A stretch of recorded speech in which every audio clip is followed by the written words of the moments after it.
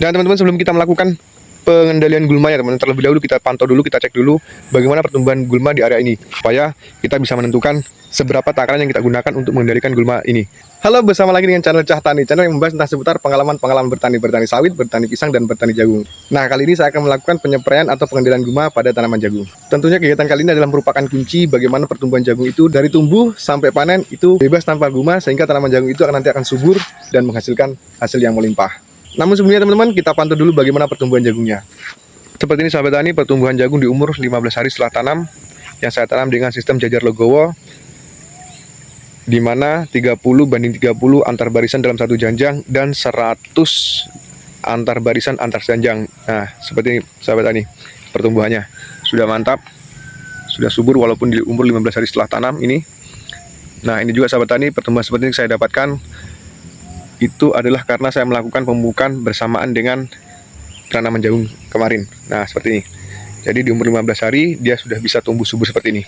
Dan teman-teman, sebelum kita melakukan pengendalian gulma ya teman-teman, terlebih dahulu kita pantau dulu, kita cek dulu bagaimana pertumbuhan gulma di area ini. Nah, terutama bagaimana tingkat kerapatan gulma itu tumbuh dan seberapa besar gulma itu tumbuh dalam area ini, supaya kita bisa menentukan seberapa takaran yang kita gunakan untuk mengendalikan gulma ini.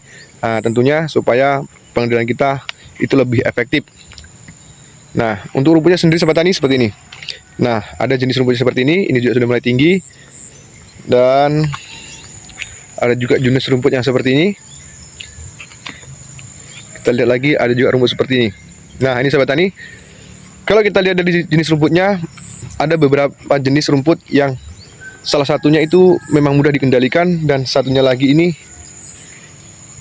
sulit untuk dikendalikan. Jadi otomatis untuk takarannya kita agak lebih memperbanyak takaran dalam per tangkinya sahabat tani, supaya pengendalian kita lebih efektif. Nah, ada juga rumput-rumput yang masih mulai tumbuh seperti ini. Nah, ini masih mudah sahabat tani, memang rumput seperti ini masih mudah dikendalikan, tapi ada campuran rumput yang agak bandel dikendalikan, makanya tetap kita memperbanyak takaran dalam satu tangkinya itu, supaya pengendalian kita itu lebih efektif sahabat tani. Kita tidak perlu mengulang lagi pengendaliannya jika rumput itu langsung punah setelah kita semprotkan herbisida nanti ini. Dan ada juga rumput yang seperti ini teman-teman.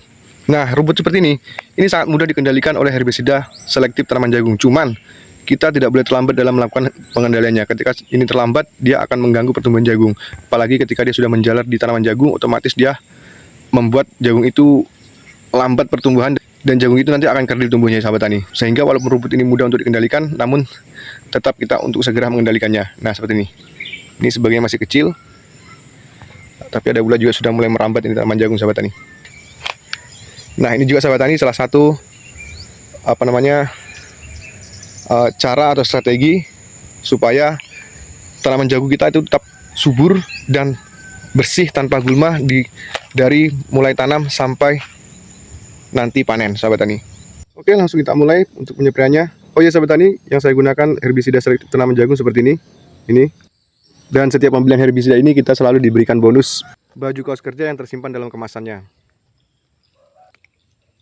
Untuk takarannya sahabat tani, karena kita tadi sudah melihat bagaimana kondisi rumputnya, maka saya memutuskan untuk menggunakan 50 ml per tangki 15 liter air.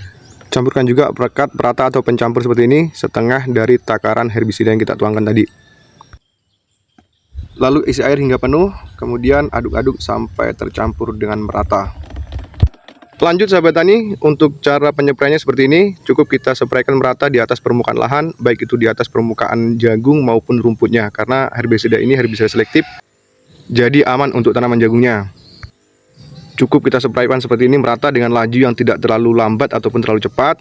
Nah, nanti ketika kita menemukan gulma yang di situ agak bandel ataupun agak tebal, barulah kita sedikit memperlambat laju kita sahabat tani.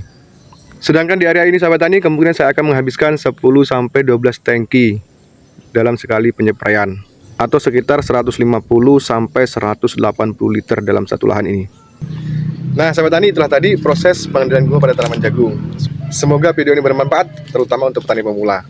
Oh ya sahabat tani, tetap dukung saya dengan cara like, comment, dan subscribe, supaya channel saya terus berkembang dan dapat membagikan pengalaman-pengalaman bertani saya. Oke, salam Cah Tani.